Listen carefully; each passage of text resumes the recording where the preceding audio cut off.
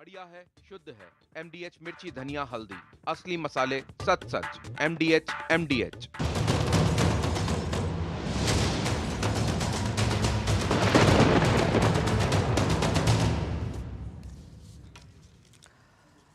नमस्कार, बड़ी खबर पर बड़ी और सार्थक बहस के साथ हम लेकर हाजिर है 5 की पंचायत में हूं आपके साथ रीमा पराशर। प्रधानमंत्री नरेंद्र मोदी का लास्ट चरण जो रहा महाराष्ट्र में, और कल रात को उन्होंने मुंबई में एक जनसभा संबोधित की, और उसके बाद से अब लग रहा है कि बिल्कुल जो काउंटडाउन है 20 तारीख से पहले, क्योंकि 18 तारीख को चुनाव प्रचार खत्म हो जाएगा और उसके बाद काउंटडाउन शुरू हो जाएगी, तो अंतिम चरण में अब जो बाण चल रहे हैं जुबानी, वो बहुत धारदार हो गए, बहुत तेज हो गए हैं।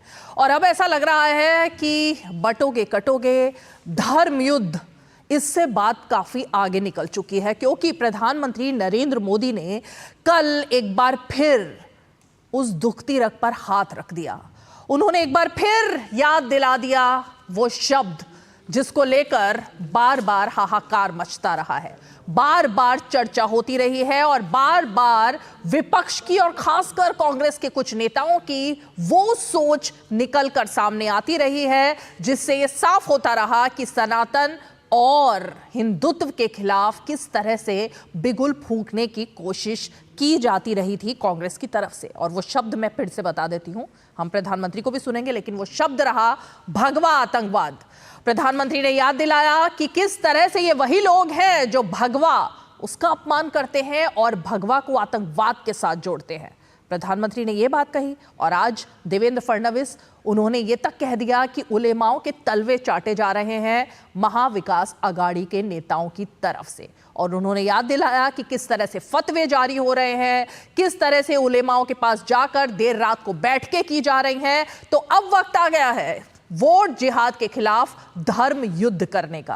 तो आज जो बिगुल फूका है, उसके बाद ऐसा लग रहा है कि जवाब तलाशते नहीं बन रहा है महाविकास आघाड़ी को। राहुल गांधी एक बार फिर से संविधान की कॉपी हाथ में लेकर सिर्फ जाति और जाति की बात कर रहे हैं, संविधान की बात कर रहे हैं, लेकिन इस बात पर जिसको लेकर प्रधानमंत्री ने अब पूरी तरह से सेट कर दिया है एजेंडा महाराष्ट्र के चुनाव का, उस पर विपक्ष की तरफ से कोई जवाब नहीं आ रहा है। अब उसकी क्या वजह है? क्या रणनीति में पीछे हो गया है विपक्ष, या फिर कि बीजेपी ने जो एजेंडा तय किया है उसके खिलाफ कुछ भी सूझ नहीं रहा है? आज जरा इसी पर चर्चा करने की कोशिश करेंगे। और इसके बीच ओवैसी का एक और वीडियो आज सामने आता है। आज वो कुछ सब्जी बेचने वालों के पास गए, वहां उन्होंने लाडली बहना योजना, उसका मजाक उड़ाया, उन्होंने सब्जी खरीदने की कोशिश की, और उसके बाद बताया कि किस तरह से जो भी कुछ है वो भी आपको सुनाएंगे। लेकिन सबसे पहले बयान, तस्वीरें, और उसके बाद रुख करेंगे अपने खास मेहमानों का।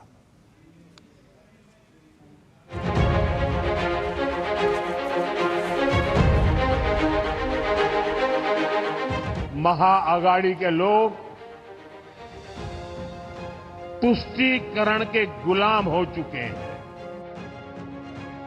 ये वो आघाड़ी है जो राम मंदिर का विरोध करते हैं।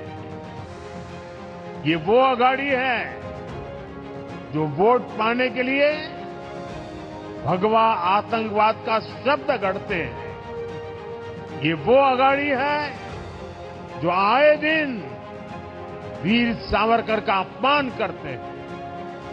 ये वो आघाड़ी है जो कश्मीर में 370 की वापसी के लिए प्रस्ताव पारित करते हैं। प्रधानमंत्री जी कहते हैं कि मैं संविधान को पब्लिक मीटिंग में दिखाता हूं, और संविधान खाली है। संविधान उनके लिए खाली है क्योंकि उन्होंने ये संविधान जिंदगी में पढ़ा नहीं है। उनको कोई आइडिया नहीं कि इस किताब के अंदर क्या लिखा हुआ है। इसीलिए प्रधानमंत्री जी के लिए यह संविधान खाली है। अरे एक बार तो कांग्रेस के शाहजादे से मुंह से निकलवाइए, हिंदू हृदय सम्राट बाला साहब ठाकरे। याद रखिए, मेन लड़ाई, सच्ची लड़ाई संविधान की है। बटे थे बहनों और भाइयों, तो अयोध्या का अपमान झेलना पड़ा था। बटे थे तो पाकिस्तान और बांग्लादेश बन गया। बटे थे तो काशी में अपमान झेलना पड़ा था। बटे थे तो बहन बेटियों की इज्जत के साथ खिलवाड़ हुआ था। इसलिए बटे थे तो कटे थे, कटेंगे तो कटेंगे। एक रहना है, एक रहेंगे तो सेफ रहेंगे, नेक रहेंगे। वोट का जिहाद हो रहा, कहां पे हो रहा वोट का जिहाद? और इलेक्शन कमीशन क्या नींद की गोली खा के सो गया है क्या? काय चाललंय या महाराष्ट्रामध्ये? अरे अण्णा, आता आपली ताकद दाखवून द्या. हे जर वोट जिहाद करणार असतील तर आता वोटांचं धर्मयुद्ध करण्याची वेळ आमच्यावर आलेली आहे आणि ती तुम्ही कराल. अभी टाइम कितना है? हाँ, 15 मिनट है अभी. Very sorry, very sorry. 9:45 देखो 9:45. अरे तो मैंने लिखा नोटिस में, सुनो आप मीडिया वालों, 9:45 घड़ी चेक कर लो तुम्हारी भी. एक है तो सेफ है, एक है तो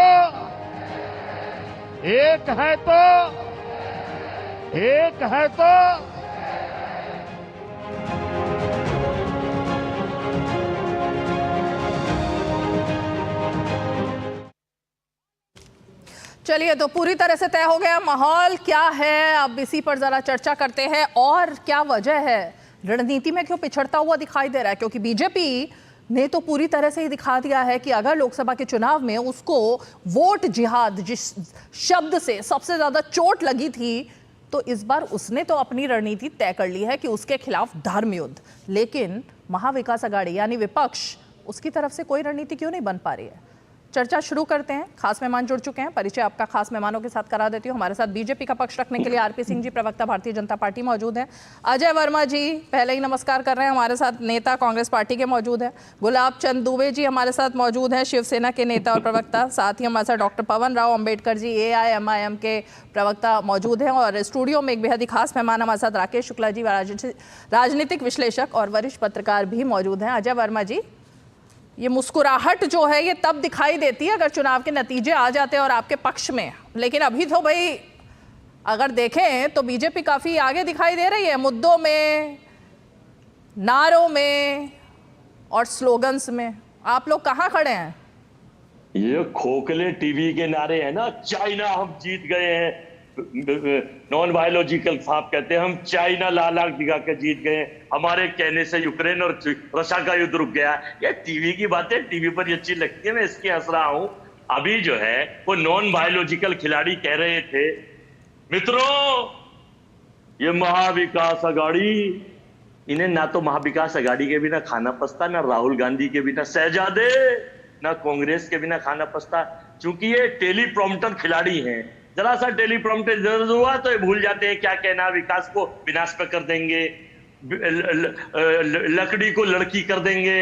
तो ये पूरा देश जानता है कि ये ना विकास की बात करते, ना रोजगार की बात करते, ना नौकरी की बात करते। अरे आपने अगर 10 साल में काम करा है, अर्थव्यवस्था को बढ़ाया है, देश को विश्वगुरु बनाया है, तो इन मुद्दों पे बात करो ना। कटेंगे ये बटेंगे कटेंगे यूनिवर्सिटी के खिलाड़ी चांसलर, पता नहीं अभी किस किस तरह की बात करते हैं। देश में ऐसा पहला प्रधानमंत्री है, पूरे हिंदुस्तान के ये 140 करोड़ लोग कह रहे हैं, इसमें से भाजपा के IT सेल, इनके प्रवक्ता, इनकी सेल कंपनी मुखौटे चेहरे और इनके मित्र मीडिया को तो निकाल दीजिए, लेकिन बाकी सब लोग कह रहे हैं कि ना तो ऐसा प्रधानमंत्री आया आज तक, ना आएगा कभी। एक ये उदाहरण बना के चले जाएंगे। अच्छा लोग, तो ये तो अच्छी बात है, ये अच्छी बात है अजय वर्मा जी, ये आपने खुद ही कह दिया कि ना ऐसा प्रधानमंत्री कभी आया है और ना ही आएगा। अब ये और कोई नहीं कह रहा, आपने खुद ही कह दिया। मैं कहता हूँ मैं शायद नॉन बायोलॉजिकल, सही कह रहे हैं। कहते हैं नड्डा जी कहते हैं कभी कि मोदी जी तो देवताओं के भी राजा है, कभी संबित पात्रा जी कहते हैं कि भगवान जगन्नाथ भी मोदी जी के भक्त हैं। मोदी जी तो पर रीमा चर्चा जी, नहीं थी ये, वैसे महाराष्ट्र चुनाव पर थी। आप तो सीधे मोदी फोबिया के तहत मोदी मोदी मोदी कर रहे हैं, तब से आए हैं।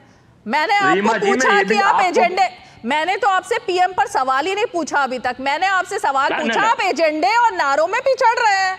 आपने पूरा का पूरा जवाब मोदी सेंट्रिक कर दिया। यही तो बताने जा रहा हूँ। क्या वजह है इसकी? महाविकास आपने हरियाणा, आपने महाराष्ट्र चुनाव के विषय में कुछ नहीं दिखाया, केवल नॉन बायोलॉजिकल की स्पीच, नॉन बायोलॉजिकल, क्योंकि आपके पास दिशा निर्देश होते हैं। तो आपने पूरा पैकेज देखा नहीं, तो इसके लिए मैं जिम्मेवार नहीं हूँ। राहुल गांधी के हाथ में लाल किताब, उसको वो कह रहे हैं वैसे तो, अब उसमें उन्होंने रंग की बात क्यों कोई समझ नहीं आया। लाल किताब, संविधान, वो जो भी हाथ में लेकर घूम रहे हैं, ये फोटो, ये सब दिखाया गया। लेकिन आपको वो शायद, आपने एक्चुअली चश्मा नहीं पहन रखा है, हमने तो अब पहना है नहीं पहना है वो आपको क्या पता, लेकिन आपने चश्मा नहीं पहना। अब मैं आरपी सिंह जी का जिक्र, एक मिनट, आरपी सिंह जी का रुख करना चाहूंगी ना। देखिए, महाराष्ट्र में प्रमोद, रीमा जी, महाराष्ट्र में प्रमोद महाजन जैसे नेता भी थे, और जो प्रमोद महाजन जैसे नेता थे उनकी कमी खल रही है। वरना ये आजकल जो गोडसे की विचारधारा को बढ़ावा चाह रहा, प्रमोद महाजन जी नहीं बढ़ाते थे।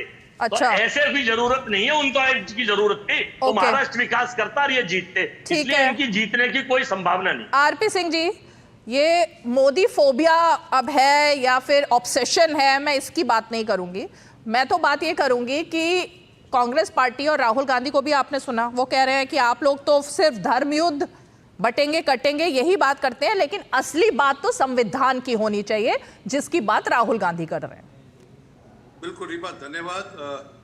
उससे पूर्व जो कांग्रेस के प्रवक्ता थे, मैं अपेक्षा करूंगा, मैंने बड़े ध्यान से उनको सुना और वे बीच में टोकेंगे नहीं। और नहीं, जो भी कोई बीच में टोकेगा उसकी आवाज म्यूट कर दूंगी आज मैं।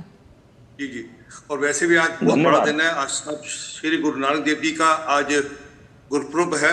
आपके सब जो पैनल में हैं उनको भी, और आपको भी, और आपके जितने श्रोता हैं, आपके जितने व्यूअर्स हैं, सबको भी आज के दिन की बहुत बहुत लाख लाख बधाई।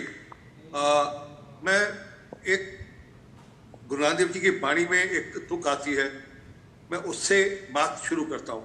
उन्होंने कहा था, ऐती मार पई कुरनाने तैकी दर्द ना आया।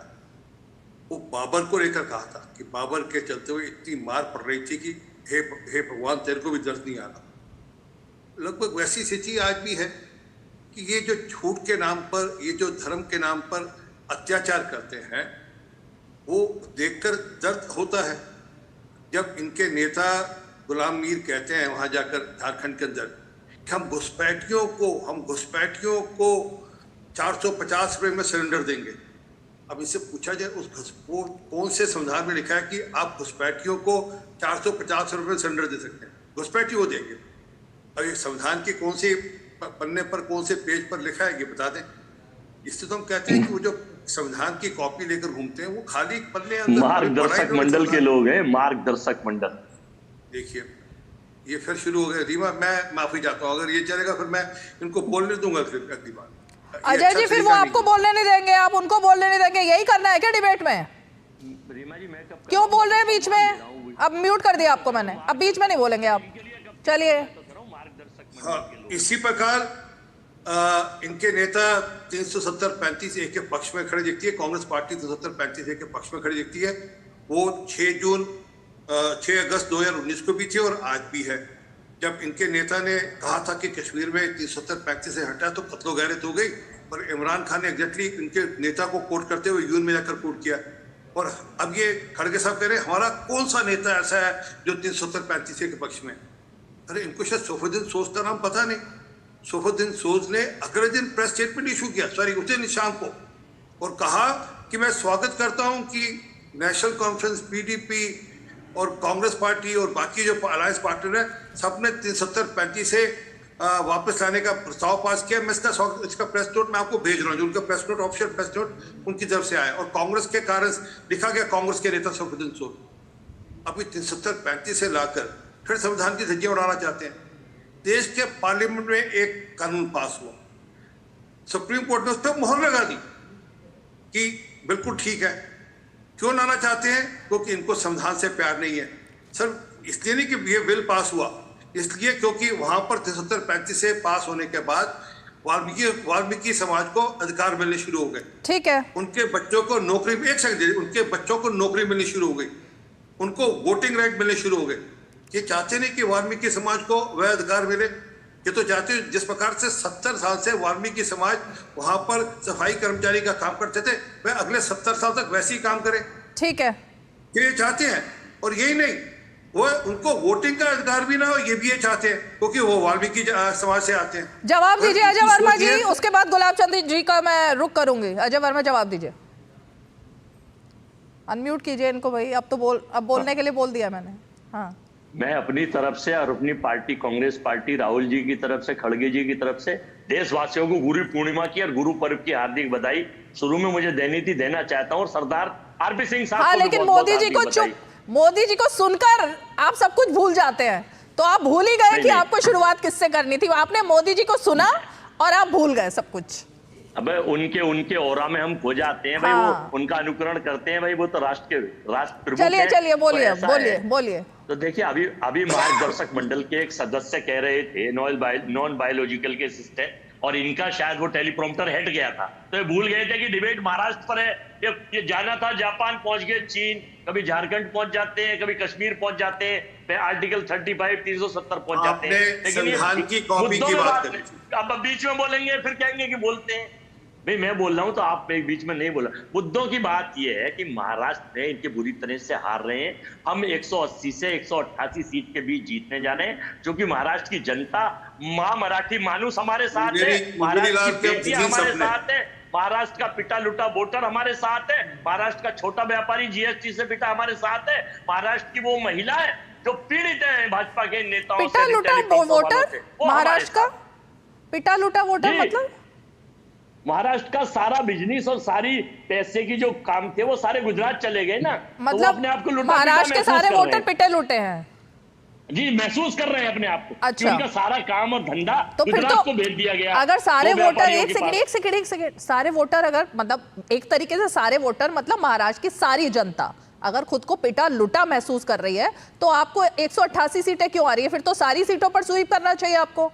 फिर तो पिटे लुटे लोग तो सारे लोग आप ही को वोट करेंगे ना। अरे ईवीएम भी तो इनके पास है, उसका भी तो ये इस्तेमाल करेंगे। अच्छा, मतलब 188 के ऊपर जितनी सीटें आएंगी उसमें ईवीएम बीजेपी करेगी, बाकी 188 पर वो छोड़ देगी। ईवीएम उसमें छोड़ देगी कि आप पकड़ लो। ईडी, सीबीआई, इनकम टैक्स, ठीक है। CBI, income tax. Gulab Chand ji, मैं आप ही का रुख करना चाहूँ। ओके, अब आप बात मतलब अब अजीब सी बात हो रही है। गुलाब चंद जी, ये धर्म युद्ध फ्यूज हिल गया असल में, ईवीएम का नहीं, इनका दिमागी फ्यूज हिल गया है। गुलाब चंद जी, ईवीएम मंडल में जाने अच्छा, के बाद ईवीएम तक तो अभी रुकिए अजय जी, आपने पहले ही बता दिया ईवीएम को लेकर के कि आपकी सोच क्या है, तो अब जनता क्या सोचेगी वो भी आपने बता ही दिया। लेकिन गुलाब चंद जी, ओके, टीम के सदस्य हैं, अपना फ्यूज ईवीएम ठीक है, अपना फ्यूज सीख करो। नॉन बायोलॉजिकल टीम के ठीक सदस्य है। हैं। गुलाब चंद जी, ये धर्म युद्ध बोलने की जरूरत थी कुछ, मंडल के मेंबर हैं, क्योंकि आप लोग तो सरकार का हिस्सा है। आपको नहीं लगता कि लाडली बहना हो या तमाम ऐसी योजना हो उस पर बात करना जरूरी था? या आपको लगता है कि वोट जिहाद इतना बड़ा मुद्दा था कि उसी की काट निकालनी ही सबसे ज्यादा अहम आप लोगों के लिए जरूरी थी? जी रीमा जी, अभी मैं बोलूं? हाँ जी रीमा जी, पहली बार आपके सामने साक्षात्कार होने का अवसर मिला है, आपको नमस्कार। झारखंड के जल जंगल जीवन के उस प्रतीक श्रद्धेय श्री बिरसा मुंडा जी और पंचम देव का प्रदेश पंजाब के धरती से हमारे आदरणीय आरपी सिंह जी, हमारे मित्र, इस पीले पगड़ी को पहने हुए हैं। आज शहीद भगत सिंह की याद आ रही है। आज गुरु नानक जयंती और बिरसा मुंडा की जयंती के शुभ अवसर पे बहुत बहुत सारी शुभकामनाएं आप सभी को भी। अब मैं अपने विषय मानना चाहूंगा। जिस तरह से हमारे मित्र अजय वर्मा जी आदरणीय नरेंद्र मोदी जी के प्रति अपने भाव को व्यक्त कर रहे थे बगैर नाम लिए। सीमा जी, आपने नाम भी नहीं लिया, लेकिन इतनी बड़ी बौखलाहट खाली कांग्रेसियों को नहीं है, बल्कि इस राष्ट्र के सीमा पार, और चाहे पाकिस्तान हो और चाहे 7 समुद्र पार कर भी नाम उनका लिया जाता है तो बौखलाहट होता है। जिस तरह से हिंदू हृदय सम्राट माननीवाला साहब ठाकरे जी के नाम को मात्र लिया जाता है तो बौखलाहट होती थी, उसी तरीके से वर्तमान राजनीतिक पटल में इस महापुरुष का नाम आता है, श्री नरेंद्र मोदी जी। अजय वर्मा जी बहुत अच्छा कॉमेडियन कर लेते हो, लेकिन अगर उस कॉमेडियन में अगर पारंगत होते हो, वाकई में अगर आवाज निकाल लेते तो शायद एक बहुत बढ़िया रोजगार और व्यवसाय बन जाता आपके लिए। रही बात अब मैं इन कांग्रेसियों की बात करना चाहूंगा, वर्तमान महाराष्ट्र सरकार की बात करना चाहूंगा। रीमा जी, सच तो एक पूछा जाए, 2014 के बाद इस राष्ट्र का भौगोलिक मानचित्र और विकास की जो गंगा बही है, इसके पहले इतिहास के पन्नों में स्वराक्षरों में कभी ऐसा लिखा नहीं गया। ये हमारे वर्मा साहब चाहते थे 2014 के पहले ये मौका ही नहीं आता अयोध्या मंदिर का। 500 वर्ष बिता दिए, 247 के बाद चाहते तो हमारे अयोध्या का, हमारे मथुरा का, हमारे काशी का विषय नहीं आता। लेकिन ये कभी ऐसा नहीं चाहे। ये बात कर रहे हैं जिसके लिए अभी हमारे आरपी सिंह जी कह रहे हैं ये विषयांतर हो गए। अरे राष्ट्रव्यापी हमारी सोच है, हमारा विचार है। हमारी सरहद मात्र महाराष्ट्र के इस वर्तमान हो रहे चुनाव को मद्देनजर नहीं है। जब भी महाराष्ट्र के किसी कोने में जब भी कोई परिस्थितियां उलटफेर होगी तो सबसे पहले अगर आवाज उठेगा तो एनडीए लोगों का आवाज उठेगा। हमें चिंता है। चिंता इसलिए है कि हमारे ओवैसी 9:45 पे एक मखौल उड़ाते हैं और अपने लोगों को संबोधित करते हैं, कहते हैं 15 मिनट। मैं अजय वर्मा जी आपसे जानना चाहता हूं, क्या हुआ आप सनातनियों को? जब हमारा एक कोई नेता पटोगे कटोगे के रूप में अखंड भारत का स्वरूप हमारे पास ओबीसी की बात है, एक सेकंड अजय वर्मा बीच में मत बोलिए प्लीज। अजय वर्मा जी सुनिए मेरी बात। आप हिंदू मुस्लिम के मास्टर हो, इस पैकेज करते हो स्पीड पर। अजय वर्मा के नाम पे लिख दिया क्या आपने? पूर्वानुमान कैसे हो जाता है कि विशेष किसी संप्रदाय को लेकर के बटने कटने की बात कर रहा हूं। जिस एनडीए के जर्रे में देश की अखंडता और व्यापकता बनी हुई, देश का अभिष्ट चिंतन कर रहा हो, उसके बारे में मात्र बटोगे कटोगे एक सांप्रदायिक मुद्दों को लेकर, इसलिए कि आपका यह परंपरा बनी हुई है। आप 1947 के बाद इस देश के ऊपर ज्यादा से ज्यादा राज करके इसलिए परंपरा बना लिए। माना रीमा जी, एक समय में गांधीवाद हुआ करता था। श्रद्धेय महात्मा गांधी, इंदिरा गांधी और जितने गांधी परिवार के प्रति देश प्रेम था। मैं एक अदना सा किसी पार्टी का प्रवक्ता होने के नाते इतने बड़े शीर्ष नेताओं के बारे में हम कुछ नहीं कर सकता हूं, लेकिन कांग्रेसी नेता ऐसे अजय वर्मा जैसे के लिए सच किसी रचनाकार ने लाइन लिखी है कि हवा का हर एक झोंका आंधी नहीं होता, धातु का हर एक कण चांदी नहीं होता। सच और झूठ में बस इतना ही अंतर, गोली के हर शिकार का नेता गांधी नहीं होता। मात्र गांधी को लेकर के कहां तक राज चलाओगे?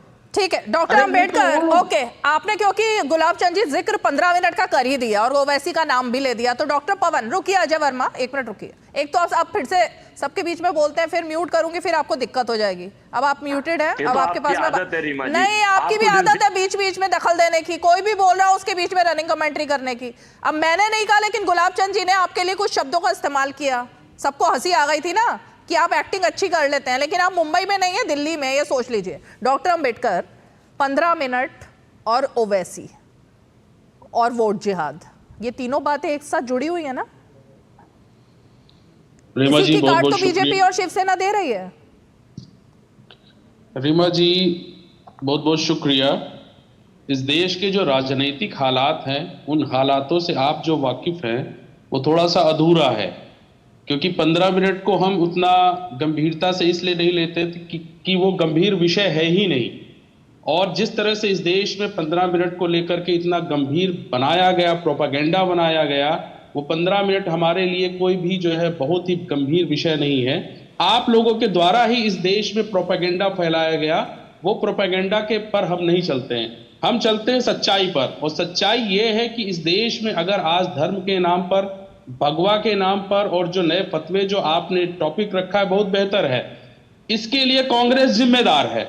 1947 के बाद से इस देश में धर्म के नाम पर जो नफरत फैलाई है वो कांग्रेस ने फैलाई है। अयोध्या में पहले तो मूर्तियां स्थापित करते हैं और उन मूर्तियों के आधार पर इस देश में धर्म के नाम पर जो है भगवाकरण और नई नई व्यवस्थाओं को लाने का काम करते हैं। आज जो इस देश के हालात हैं उसके लिए कांग्रेस जिम्मेदार है, और कांग्रेस ने ही एक नया रास्ता दिया है जिस पर भाजपा ने पूरी मजबूती के साथ इस हिंदुत्व को और इस धर्म की जो आतंकवाद है, धर्म के नाम पर जो अत्याचार हो रहा है, उसको बढ़ाने का काम किया है।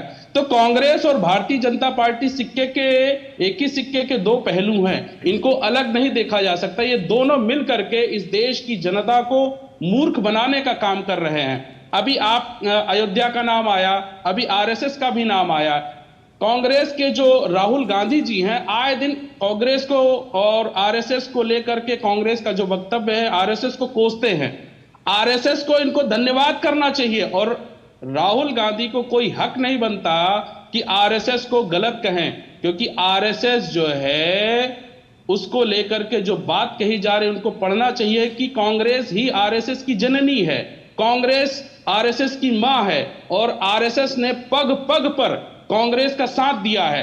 आप चाहे हाशिमपुरा मलिहाना की घटना देख लीजिए, चाहे मुरादाबाद में चली हुई गोलियों को देख लीजिए, चाहे आप गुजरात की घटना देख लीजिए, उसमें कांग्रेस और आरएसएस का पूरा साथ रहा है। और एक मुख्य बिंदु बताना चाह रहा हूं। नहीं, ये मैं आपको इसलिए रोक रही हूं क्योंकि ये क्या है, ये आप सुन ली, मैं इसीलिए कह रहा हूं, तथ्यों के आधार पर बात कर रहा हूं। मेरे पास एक जो है स्टेटमेंट है एच के व्यास जी का, और उन्होंने साफ साफ लिखा है incendiary hands of RSS and Jansangh. Incendiary hands, RSS और जनसंघ कांग्रेस का इंसेंडरी यानी छिपा हुआ हाथ है। जहां जहां पर इस देश में धर्म के नाम पर हत्या हुई है, धर्म के नाम पर नफरत फैलाई गई है, वहां पर कांग्रेस और आरएसएस साथ साथ दिखाई दिए। राकेश शुक्ला जी, एक मिनट रुकिए राकेश शुक्ला जी, आज ही आपने एक स्टेटमेंट देखा होगा, कांग्रेस के एक नेता, कोई छोटे मोटे नेता नहीं, ठीक ठाक नेता माने जाते हैं कांग्रेस के, उन्होंने कहा कि संघ की शाखाओं में तो झूठ परोसा जाता है, झूठ सिखाया जाता है, और संघ की तुलना उन्होंने आतंकवाद से कर दी और आतंकियों से कर दी। यहां पर तो अलग ही सुर दिखाई दे रहे हैं अम्बेडकर जी के, और ये AIMIM के प्रवक्ता हैं। तो ये चल क्या रहा है? ये संघ को मतलब घुमा फिरा के बीच में लाना ही होता है सबको। देखिए रीमा जी, राष्ट्रीय स्वयंसेवक संघ को आतंकवादी संगठन का बयान देकर हुसैन दलवाई जी के द्वारा कांग्रेस ने आपके उलेमा बोर्ड को ये मैसेज कर दिया है कि हम आपकी जो 17 सूत्री मांगे हैं उसमें एक भाग आरएसएस पे प्रतिबंध का भी है। उन्होंने साफ कर दिया है कि हम उलेमा बोर्ड की सभी मांगों को मान्य करेंगे। तो कांग्रेस के साथ जो है ना आज बड़ा भारी विश्वास का संकट है। विश्वास कैसा कि इधर वो 2023 में कर्नाटक में कहते हैं कि हम बजरंग दल को प्रतिबंधित करेंगे। सरकार इतने समय से चल रही कि आपने बजरंग दल को हाथ लगा पाया। 2013 में केंद्रीय गृह मंत्री रहते हुए सुशील कुमार शिंदे जी भगवा आतंकवाद की बात करते हैं, और 2024 में कहते हैं कि वो मेरे से गलती हुई थी और मेरे से मिस्टेक से, और पार्टी की तरफ से ये लिख के दिया गया था चिंतन शिविर में कि आपको भगवा आतंकवाद कहना है, और मैंने कहा। अब हुसैन दलवाई जी हो गए, ये तमाम तरह के उलेमा और मौलवी जो है जयपुर और दिल्ली में बैठ के एक बोर्ड जिहाद की बात करते हैं। वहीं पश्चिम उत्तर प्रदेश में सलमान खुर्शीद की बेटी भी बोर्ड जिहाद का नारा बुलंद करती है। सबसे मूल बात यह है कि कांग्रेस मुस्लिम समाज के बीच में भी ये संदेश देने में नाकाम हो पा रही है, उसको विश्वास देने में नाकाम हो पा रही है कि हम आपके साथ हैं। इसलिए देखिए बारी बारी से कहीं तैमूर लंग आते हैं, कहीं मुख्यमंत्री के भगवा ड्रेस पे बात होती है, कहीं आरएसएस की बात होती है। तो सबसे बड़ा संकट जो है वो कांग्रेस के सामने है, और कांग्रेस उस संकट से उभरती हुई नहीं दिखती। अजय वर्मा जी जवाब दीजिए। कभी आतंकवादी से तुलना आरएसएस की, कभी आरएसएस के बारे में राहुल गांधी के प्रवचन सुनने को मिलते हैं, कभी वो कहते हैं कुछ, कभी वो कहते हैं कुछ, और अब संविधान। भगवा आतंकवाद का शब्द किसने जड़ा था और गढ़ा था, जिसके ट्रैप में आप आ गए हैं? मोदी जी ने कर दिया आपको ट्रैप में कल। नॉन बायोलॉजिकल की टीम में केवल अरे सीधे बात कीजिए ना, आप हमेशा क्या ऐसे ही कटाक्ष करते हैं क्या बिना बात के? सुन तो लीजिए, कभी तो सीधे बोला करिए। सीरियसनेस आती है आपके अंदर और मुद्दे के अंदर। अगर आप सीधा बोलेंगे तो बाकी लोगों की तरह आपकी सीनियरिटी दिखाई देती है, आपकी गंभीरता दिखाई देती है। इससे बहुत हल्कापन लगता है इस तरह से मिमिक्री करने से। हल्का हूं या भारी हूं? अरे मिमिक्री करने से अच्छा नहीं लगता किसी को भी, दर्शकों को भी। नहीं, दर्शकों को पता है कि आप किसका एजेंडा और हम क्या कर रहे हैं। तो ये मिमिक्री करना आपको पसंद आ रहा है तो मैं कुछ नहीं कह सकती। फिर लोग नाम रखते हैं आप लोगों को, आपको और राहुल गांधी को, तो मैं फिर मत कहिएगा कि हमारे शो पर ऐसा हुआ। नाम रखते हैं लोग, आपका भी नाम रखते हैं। ये 5+1 का चैनल है। देखिए 4 तो एक चैनल किसी का भी हो, अभी तो मैं आपकी बात कर रही हूँ। 5+1 हो, 6+½ हो। मैं आप 5 नॉन बायोलॉजिकल लोगों को झेल रहा हूं, ये समझ लीजिए, और उनको जवाब दे रहा हूं, और फिर भी आप सुनने को तैयार नहीं है। हल्कापन लग रहा है आपकी बातों में, फिर आप वैसे ही बहुत ही निचले स्तर की बातें करने लगे हैं। नहीं, मेरी बात ही नहीं बहुत निचले स्तर की बात कर रहे हैं आप। नॉन बायोलॉजिकल लग रहे हैं, हर किसी के ऊपर पर्सनल कमेंट करना होता है, कंटेंट है नहीं, कुछ भी बोलना होता है अजय वर्मा जी को। थोड़ी देर पहले प्रधानमंत्री तो संवैधानिक पद थे, वो क्या क्या भाषा बोलते हैं, आपको उनकी भाषा में कोई बुराई नहीं दिखाई दी थी। बेटी छीन लेंगे, मंगलसूत्र छीन लेंगे, गुजरा करा देंगे, क्योंकि वहां आपको डर लगता है। मैं पूछना चाहता हूं, वोट इसके अलावा और किसी चीज पे नहीं मांगी सकते? विकास पे मांगो, काम पे मांगो, काम कुछ भगवा आतंकवाद किसका शब्द था, ये सवाल है मेरा, जिसके ट्रैप में आप आ गए थे। मुद्दे पर आप कभी नहीं आते हैं और सवाल का जवाब आप कभी नहीं देते हैं अजय वर्मा जी। जिससे जो सवाल पूछा जा रहा है वो जवाब दे रहे हैं। डॉक्टर अंबेडकर ने गंभीर आरोप आपके ऊपर लगाया, राकेश शुक्ला जी ने गंभीर आरोप आपके ऊपर लगाया, आप उस पर आइए ना जरा लौट करके। महामाटी मानुष पे, और रहा सवाल इनका, भाजपा IT सेल से CD लेके, चाहे वो गुलाब जी हो या राकेश जी हो, लेके आ जाते हैं, जो इन्हें बताया जाता है वही पढ़ते हैं। इनके पास जनता के कोई समाधान नहीं है, देश के लोगों का कोई समाधान नहीं है, छोटे व्यापार का समाधान नहीं है, GST पे नहीं बोलेंगे, महिला सुरक्षा पे नहीं बोलेंगे, रोजगार पे नहीं बोलेंगे, सोशल फैब्रिक पे नहीं बोलेंगे, देश की आधार पर नहीं बोलेंगे, वर्ल्ड हैप्पीनेस इंडेक्स पे नहीं बोलेंगे, वर्ल्ड हंगर इंडेक्स पर नहीं बोलेंगे। इन लोगों से पूछो कि आपकी जबान कहाँ गिरवी रखी हुई है। सरकार के पास गिरवी होने का मतलब ये नहीं होता कि आप अपने आप को बेच देंगे। जवाब दीजिए, एक मिनट रुकिए, राकेश शुक्ला जी दे रहे हैं जवाब, आपकी बात करना है, 1 मिनट रुकिए, चुप रहिए, बात करिए। राकेश शुक्ला जी, कौन सी CD आपके पास आती है? एक मिनट अजय वर्मा को म्यूट कीजिए। राकेश शुक्ला जी, भगवान बिरसा मुंडा कीजिए। 1 मिनट रुकिए राकेश शुक्ला जी। रीमा जी, आपने मेरे से सवाल जो किया मैं उसका जवाब दूंगा। मैं आर्थिक मामलों पे जब प्रश्न आएगा तो मैं आर्थिक मामलों पे बात करूंगा। दूसरा, यदि योजनाओं की बात कर रहे हैं तो सारी कांग्रेस की तरफ से लाडली बहना योजना का विरोध किया गया, तो फिर आप 3000 रुपए देने का वायदा क्यों कर रहे हैं? यदि योजना खराब है तो आप अपने घोषणा पत्र महाराष्ट्र नामा में, यदि फिर फ्री बीज के खिलाफ है कांग्रेस, तो आप फिर 1500 रुपए की जगह पे 3000 रुपए देने का प्रलोभन क्यों दे रहे हैं? नहीं देना चाहिए। कांग्रेस को कहना चाहिए कि लाडली बहना योजना मध्य प्रदेश और आपके महतारी योजना झारखंड में शुरू की गई है, आप बिल्कुल बंद कराइए। फिर आप उसको 3000 करने की कोशिश करते हैं, हमको कहते हैं कि CD दी गई है। अरे आप भी CD दीजिए ना, आप अपने अच्छे कामों की CD दीजिए, हम बोलेंगे। लाल डायरी राजस्थान में भी घातक साबित हुई। लाल डायरी जो राहुल जी लेके चल रहे हैं, वो कहीं ऐसा ना हो कि महाराष्ट्र में भी घातक साबित हो जाए। व्यापार की बात हुई थी, 5 किलो अनाज के लिए बोले कभी कि 80 करोड़ लोगों को 5 किलो अनाज पे आश्रित कर दिया है? GST में बोले कभी आपको FCI का पता है? अरे अजय जी, FCI का पता है? FCI कहती है कि 50,000 करोड़ का अनाज सड़ जाता है। यदि वो अनाज सड़ रहा है और गरीबों को बांटा जा रहा है तो उसमें एतराज क्यों है? बोलिए ना, क्यों दिया जा रहा है? वो वही अनाज, FCI को दोषी ठहराइए। FCI अनाज पहले खरीदती है, फिर सड़ाती है, फिर शराब कंपनियों को बेचती है। तो क्या शराब कंपनियों के लिए अनाज सड़ाया जाए या गरीबों के पेट में जाए? आप FCI की बात कर रहे हैं। आप वोट हमें दीजिए। कुल मिलाकर सवाल ये है अजय वर्मा जी कि आपके पास ना तो आंकड़े हैं, ना जवाब है, ना तथ्य है। हवा में बात करनी है, जो आपको काउंटर करे और जो आपको देश की हकीकत बताए, देश के मुद्दे बताए, उसके ऊपर आप पर्सनल कमेंट करेंगे। ये आपकी रणनीति है, लेकिन कोई यहाँ पर इस ट्रैप में नहीं आएगा, क्योंकि हमें तो मुद्दों पर बात करनी है। RP सिंह जी जवाब देंगे, उसके बाद गुलाब जी। देखिए, इन्होंने सबकी जय बोली, अभी इनसे बोलिए ना, हिंदू हृदय सम्राट बाला साहब ठाकरे जी की जय। इनसे बोलिए वीर सावरकर जी की जय। आप बोलो अरे हो गया ना बॉस, मेंटली फ्यूज हो आप, इसलिए नहीं बोल पाओगे ना आप नेता की तरह। दर्शक मंडल से बोलो गॉडसे की जय। नहीं, बोलने में दिक्कत क्या है अजय वर्मा जी? आप मेंटली फ्यूज हो चुके हैं। अजय वर्मा जी, बाला साहब ठाकरे को हिंदू हृदय सम्राट बाला साहब ठाकरे बोलने में दिक्कत क्या है? वो है ना, इन्हें क्या दिक्कत है? बोलो, ये भी तो बोले गॉडसे की जय। आपसे जो गॉडसे कांग्रेस का बाप था, इसलिए नहीं बोलते हम जाए। कांग्रेस के नेता उसकी मूर्ति लगाते हैं, इसलिए नहीं बोलते जाए। कांग्रेस के नेता उसकी पूजा करते हैं। मध्य प्रदेश के अंदर जाकर चेक कर लो कि वहां पर कांग्रेस के नेता उनकी मूर्ति लगाई और कांग्रेस के नेता उनकी पूजा करी। तो छोड़िए, तो हम तो कहते हैं गॉड से मुर्दाबाद, और हम कहते हैं बाला साहब ठाकरे बाला साहब ठाकरे की जय। जरा एक बार बोलकर दिखाइए ना, हिंदू हृदय सम्राट बाला साहब ठाकरे जी की जय। बोलो एक बार। अरे मैं तो बोला गॉड से मुर्दाबाद, अब अगली बात बोलो, हिंदू हृदय सम्राट बाला साहब ठाकरे जी की जय। आप जो है महात्मा गांधी के वीर सावरकर जी की जय। बोलो ना। अरे मेंटली फ्यूज, ओ मेंटली फ्यूज बोलो। अरे भाषा शैली सुधारो, अरे मेंटली फ्यूज भाषा शैली सुधारो, मेंटली फ्यूज बोलो पहले। बाला साहब ठाकरे जी की जय। बोलो हिंदू हृदय सम्राट बाला साहब ठाकरे जी की जय। हिम्मत है तो बोलो एक बार।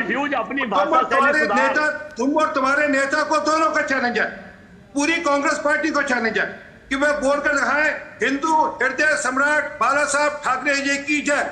जिन्होंने बाबरी मस्जिद तोड़ी उनकी जय। बोलो।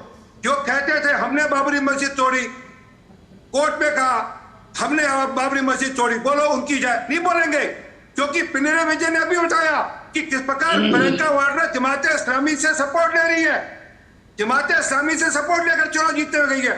इनको कांग्रेस का झंडा लगाने में डर लगता है। वायनाड के अंदर कांग्रेस का झंडा नहीं लगाया इन्होंने डर के मारे, क्योंकि इनको मुसलमान वोट से आगे जितना नहीं, इनको घुसपैठियों का वोट से आगे कुछ जितना नहीं। जिस पॉइंट से घुसपैठियों के मैंने वोट जिस और पॉइंट मुसलमानों के से शो की शुरुआत की किसी थी, आ रही है अम्बेडकर जी, इसके लिए धारा 370 और 35 का वापस आने की बात करेंगे। मैंने इसके जिस लिए पॉइंट संविधान की धज्जियां उड़ाएंगे।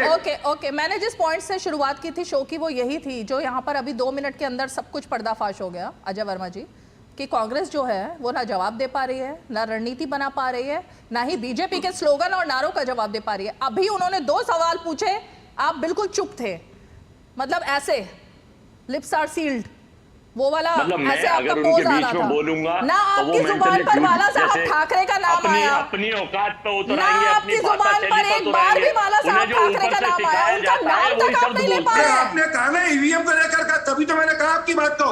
आपने ईवीएम को लेकर क्वेश्चन मार्क किया, तभी ईवीएम पर क्वेश्चन वही उठाता है जो मेंटली फ्यूज होगा। की भाषा शैली और ब्रजभूषण की भाषा शैली और आसाराम बापू की भाषा शैली एक ही है। अरे जो ईवीएम पे क्वेश्चन उठाएगा वो मेंटली फ्यूज है। अच्छा बोलो, हिंदू हृदय सम्राट बाला साहब ठाकरे जी की जय। ये उन्हीं के चरण चुंबक करते हैं। एक बार फिर मैं बोलता हूँ, बोलो मेरे पीछे पीछे बोलो, हिंदू हृदय सम्राट बाला साहब ठाकरे जी की जय। बोलो एक बार, बोलो वीर सावरकर जी की जय।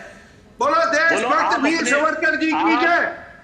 ना तुम बोल पाओगे ना तुम्हारा नेता बोल पाएगा। आप बोलो आसाराम बापू की जय, आपके तो गुरु हैं वो। आसाराम बापू मुर्दाबाद। चलो आगे चलो। अब बोलो हिंदू हृदय सम्राट बाला साहब ठाकरे जी की जय। अब बोलो हिंदू हृदय सम्राट बाला साहब ठाकरे जी की जय। बोलो एक बार, हिम्मत नहीं है। बाला साहब ठाकरे का नाम भी नहीं ले पा रहे आप अजय जी, जिनके साथ मिलकर चुनाव लड़ रहे हैं, उनका नाम भी नहीं ले पा रहे हैं उनकी पार्टी है। गुलाब सिंह जी, आप नाम भी नहीं ले पा रहे हैं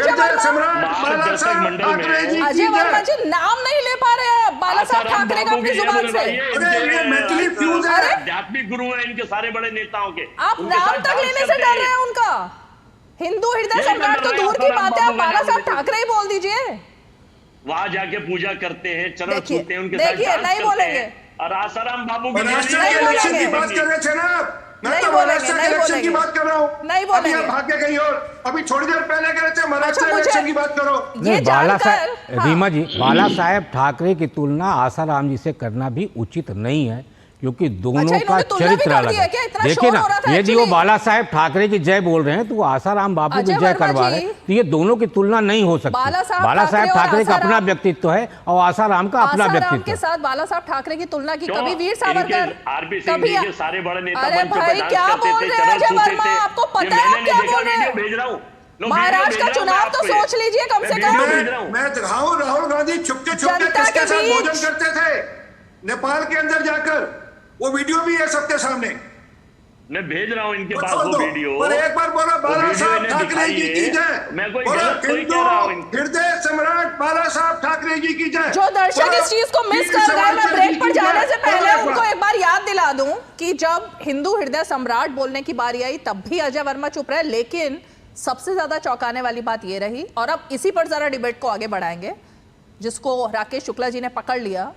आसाराम के साथ में हिंदू हृदय सम्राट बाला साहब ठाकरे, जिनके साथ में और जिनकी छाया के नीचे एक तरीके से कांग्रेस इस वक्त चुनाव लड़ रही है, जिनकी पार्टी के साथ एजेंडा चलाएंगे, नॉन बायोलॉजिकल की टीम का एजेंडा चल क्या रहा है कांग्रेस पार्टी में, क्या रणनीति है, क्यों अपने पैरों पर कुल्हाड़ी कांग्रेस के नेता और प्रवक्ता मार रहे हैं, इसी पर जरा डिबेट करेंगे। एक छोटा सा ब्रेक ले लेते हैं।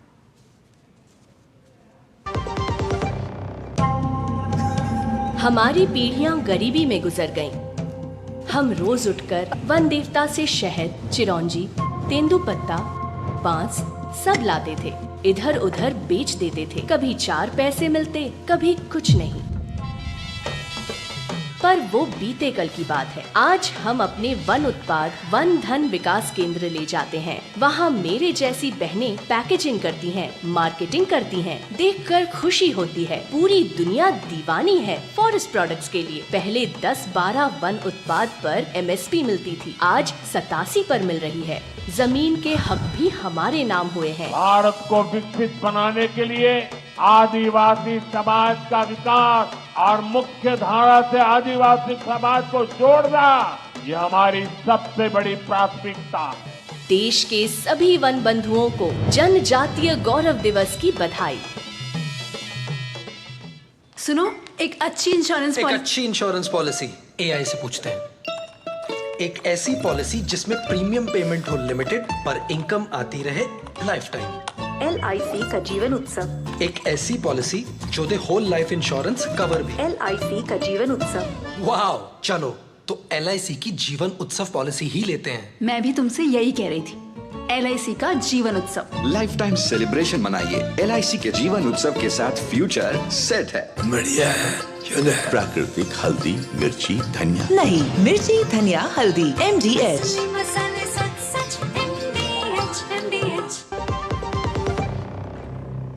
चलिए, DD न्यूज पर आप देख रहे हैं 5 की पंचायत। गुलाब चंद जी, आप कुछ कह रहे थे, जो इतना बड़ा सवाल और इतना बड़ा गूफअप दिखाई दिया अजय वर्मा जी की तरफ से।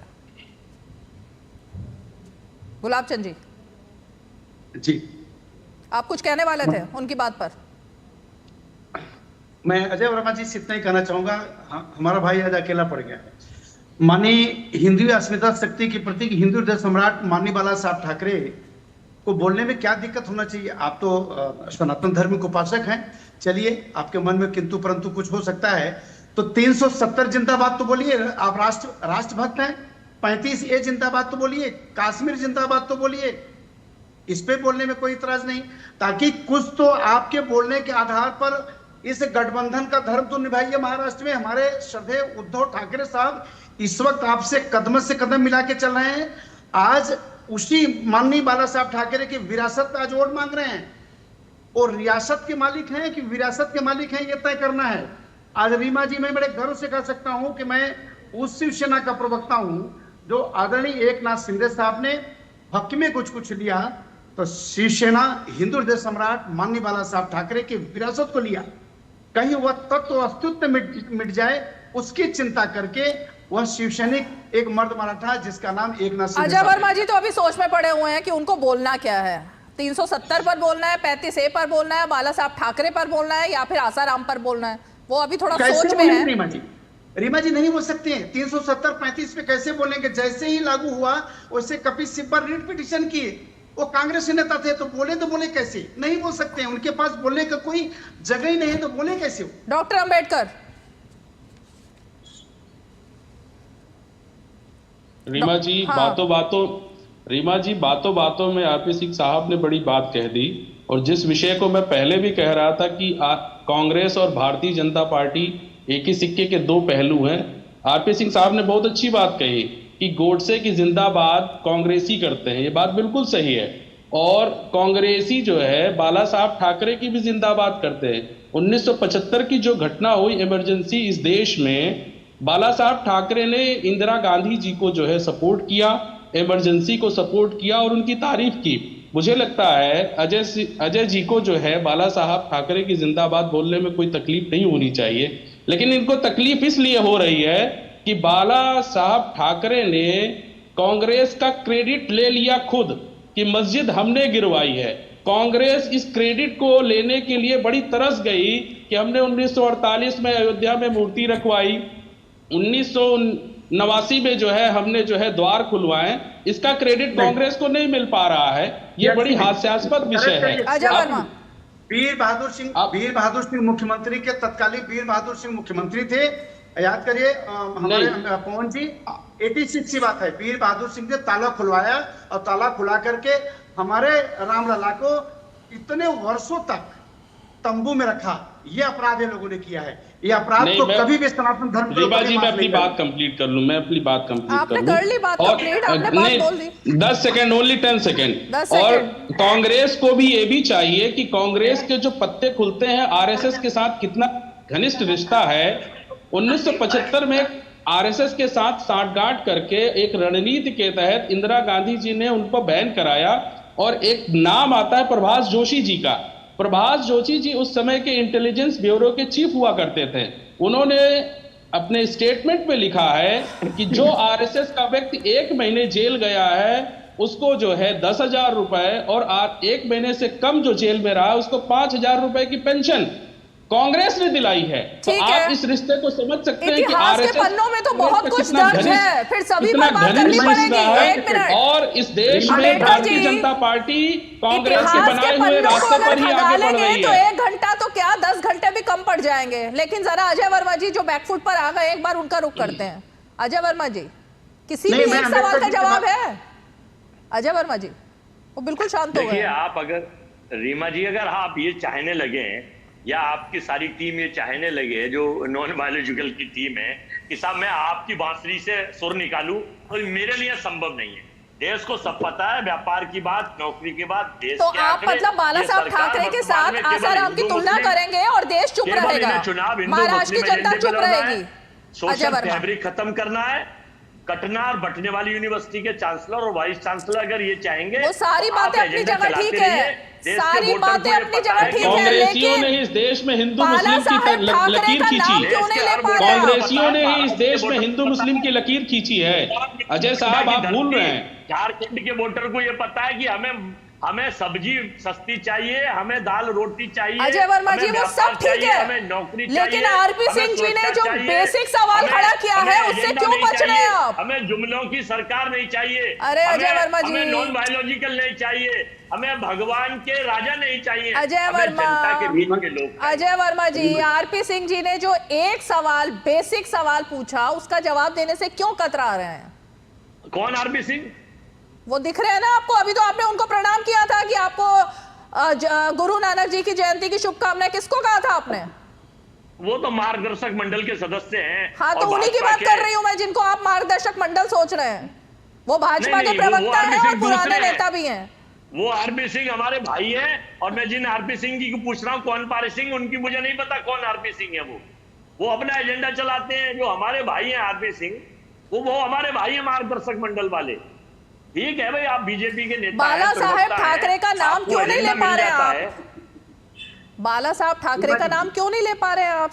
स्वर्गीय बाला साहब ठाकरे जी का नाम सबको पता है। उद्धव जी ठाकरे जिंदाबाद, आदित्य जी सब हमारे साथ है, इसकी कोई जिंदा स्थिति नहीं है। बाला साहब ठाकरे जी का नाम क्यों नहीं ले पा रहे हैं? गठबंधन है, देखिए हमारा महाविकास अघाड़ी गठबंधन है।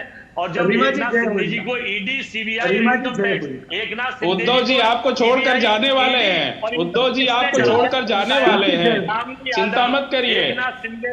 उद्धव जी आपको छोड़कर जाने वाले हैं। आप बीजेपी की बी टीम के साथ हैं। आदित्य ठाकरे जिंदाबाद आपने अभी बोला।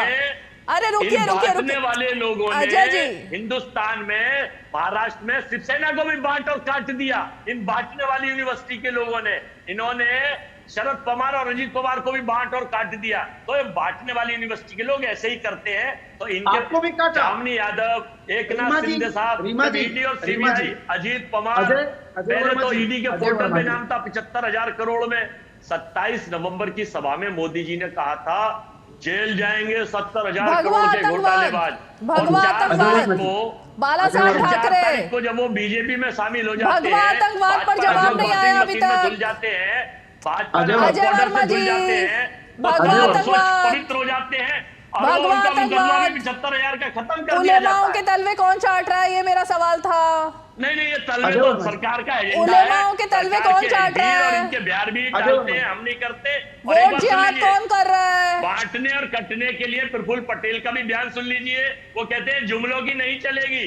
और अजीत पवार का भी सुन लीजिए, वो कहते हैं हमारे यहाँ ऐसे योगी वोगी नहीं चला करते। ये महाराष्ट्र महामराठी मानुष की धरती है, यहाँ महामराठी मानुष तो सम्मान जो देगा वो चलेगा। ब्रेक लेते हैं आरपी सिंह जी और गुलाब जी, आ रही हो आपके पास, छोटा सा ब्रेक।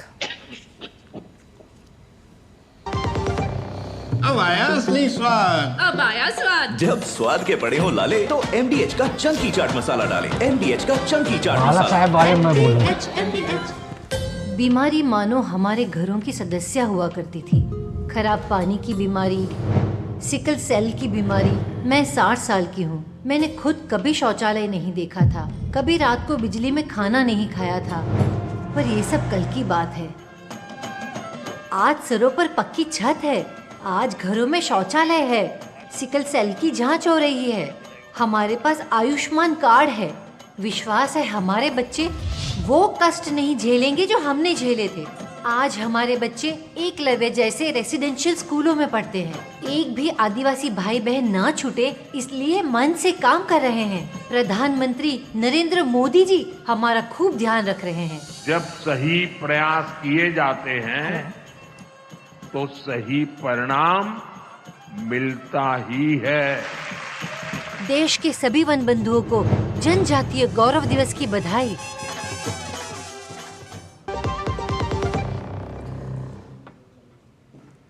चलिए वक्त कम है, अब फाइनल कमेंट के लिए मैं सबके पास आऊंगी। पहले आरपी सिंह जी, फिर गुलाब जी, अंबेडकर जी और राकेश शुक्ला। 3 प्रश्न रखे थे, ये संविधान की बात करते और संविधान की धज्जियां उड़ाते हैं। अभी मैंने नहीं कहा, इनके अलायंस है, गठबंधन के इनके अलायंस है, पिनराई विजयन जी, उन्होंने कहा, प्रदेश के मुख्यमंत्री हैं, उन्होंने कहा कि कांग्रेस पार्टी वहां पर जमात इस्लामी का सपोर्ट लेकर चल रही है। और ये साबित हुआ कि एक भी रैली के अंदर कांग्रेस का झंडा नहीं था, वहां पर जमात इस्लामी के झंडे दिखते थे। तो दिखता है कि किस प्रकार की सोच इनकी है, क्या नहीं है। और दूसरा, मैंने इनको कहा कि 370-35 के बारे में बात कर लें, क्या ये चाहते हैं वाल्मीकियों के जो अधिकार है उनको मिले या नहीं मिले, उसके बारे में कोई जवाब नहीं। तीसरी बात, इनसे मैंने पूछा, जरा एक बार आदित्य ठाकरे जी के दादाजी उद्धव ठाकरे जी के पिताजी, ठीक है, आदरणीय एक मिनट आदरणीय हिंदू सम्राट बाला साहब ठाकरे जी की जय बोल दे एक बार। वो उद्धव ठाकरे की जय बोलने को चाह रहे हैं, पर उनके पिताजी की जय बोलने से कतरा रहे हैं। वीर सावरकर जो उनके आइडियल है, उनकी जय बोलने से में दिक्कत क्या है कांग्रेस की, नहीं समझ में। आप ये 3 क्या इशारा कर रहे हैं आप अजय जी, क्या इशारा है? 3 लाख से ज्यादा वायनाड में प्रियंका जी जीत रही हैं। रात अच्छा, वो किसके समर्थन से जीत रही है? वो जमात इस्लामिया जो कि देश रही है, उसके समर्थन से जीत रही है। वो आप अपना आपने झंडा नहीं लगाया वहां पे कांग्रेस का, आपने इतनी हिम्मत दीजिए कि कांग्रेस का झंडा लगा लेते वहां पर। वहां पर 3 लाख से कैसे जीतेगी? वहाँ ईवीएम नहीं चलती क्या? वहाँ ईवीएम नहीं है क्या अजय जी? वायनाड में ईवीएम है या नहीं है? बीजेपी कुछ नहीं कर पाएगी वहाँ। हाँ, ये मेंटली फ्यूज को क्या पता कि ईवीएम फ्यूज नहीं हो रही वहाँ पे? ठीक है, वायनाड में पता कि 3 लाख कैसे होगा? 3 लाख। अच्छा, राकेश जी कुछ कह रहे हैं, 1 मिनट राकेश जी। वहाँ ईवीएम डरती है। बाला साहब ठाकरे जी के बारे में एक टिप्पणी करना चाह क्या पता कि ईवीएम फ्यूज नहीं होती? एक टिप्पणी राकेश जी। मार्गदर्शन, ये टेलीप्रॉम्प्टर इधर उधर हो गया तो आरपी सिंह साहब आ रही हूँ। गुलाब जी एक सेकंड जल्दी से फाइनल कमेंट राकेश जी। दरअसल रीमा आरपी सिंह साहब का टेलीप्रॉम्प्टर ठीक करा दो। मेंटली फ्यूज को क्या पता है भैया? अच्छा रुकिए प्लीज। हाँ नहीं, अजय जी चाहते हैं कि बाला साहेब ठाकरे की जिंदाबाद बोले, लेकिन उनके सामने व्यवस्था है। व्यवस्था ये है कि जिस तरीके से कांग्रेस महाराष्ट्र में मुस्लिम वोटों को एकजुट करने की कसरत कर रही है, उसमें अजय जी की तरफ से जैसे ही बाला ठाकरे जिंदाबाद की बात की जाएगी, क्योंकि बाला साहब ने ही छाती ठोक के कहा था कि बाबरी मस्जिद गिराने वाले हमारे कार्यकर्ता हैं, तो वो वोटर बिदक सकता है। तो अजय जी उस व्यवस्था को समझते हैं और उसी व्यवस्था के चलते वो उद्धव आदत की जिंदाबाद करते हैं, लेकिन बाला साहेब ठाकरे की जिंदाबाद करने से बचे। अंबेडकर जी, गुलाब जी, रीमा जी, अंबेडकर जी एक सेकंड। हाँ, छत्रपति शिवाजी महाराज, वीर सावरकर, बाबा साहब अम्बेडकर, महात्मा ज्योतिबा फुले, नामदेव संत, हिंदू सम्राट माननीय बाला साहब ठाकरे के बगैर अधूरा है महाराष्ट्र। इनकी जय जयकार हो, इनकी जय। ठीक है, क्या ये अम्बेडकर ऐसा जी। कुछ कह सकते हैं? इसमें इस महान पुरुषों से किसी को मानने को तैयार है अजय वर्मा? जितना मैंने बोला, चाहे वीर सावरकर, चाहे बाबा साहब थे, चाहे लोकमान्य तिलक, चाहे महात्मा फुले, चाहे नामदेव संत, इन लोगों का माननीय बाला साहब के प्रति आपके अंदर भाव नहीं है। वो लेकिन चुप है, आदित्य के वो प्रति हो चुप गया। है, उन्होंने लिप सील कर लिया है। अब जल्दी से अम्बेडकर जी। रीमा जी, इस देश के नागरिकों को ये समझना चाहिए कि ना ही कांग्रेस उनके लिए बेहतर है, ना ही भाजपा।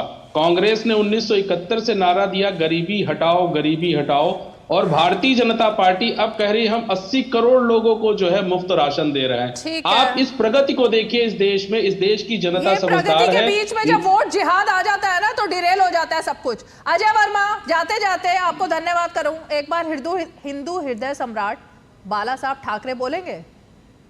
मैं शायद नॉन बायोलॉजिकल हूँ। नहीं बोलेंगे? मैं शायद नॉन बायोलॉजिकल तो नहीं बोल पाएंगे। पहले मैं समझता था कि मुझे मेरी माता ने तो जन्म आप नहीं दिया बोल है। पाएंगे ना, लेकिन मतलब उद्धव जी इनके हाथ से निकल रहे हैं, उद्धव जी इनके हाथ से निकल रहे हैं। इन्हें पता है, पहले से ही एहसास है कि उद्धव जी इनके हाथ से निकल रहे हैं। उद्धव जी अब इनके साथ में नहीं रहेंगे। बहुत बहुत शुक्रिया सभी का। उद्धव जी इनके हाथ से निकल रहे हैं, उद्धव जी निकल रहे हैं। किसी भी मानव जगत के किसी व्यक्ति को नहीं बोल पाएंगे अजय जी, नहीं बोल पाएंगे अजय जी, नहीं बोल पाएंगे। उद्धव जी को चीफ मिनिस्टर नहीं बनाएंगे। भारतीय जनता पार्टी के साथ उद्धव जी ने ऐलान बहुत कर बहुत दिया शुक्रिया है। आप सभी खास मेहमान पांच की पंचायत में हमारे साथ जुड़े। और इसीलिए विवशता आखिर क्या है, मतलब बाला साहब ठाकरे जिनकी छत्र छाया में इस वक्त कांग्रेस पार्टी पल रही है, स्वर्गीय बाला साहब ठाकरे जी की पार्टी, उन्हीं के साथ में अलायंस है, उन्हीं के साथ वादे किए जा रहे हैं, उन्हीं के साथ मन शेयर हो रहा है, लेकिन उनका नाम भी जुबान पर आने से कतराया जा रहा है।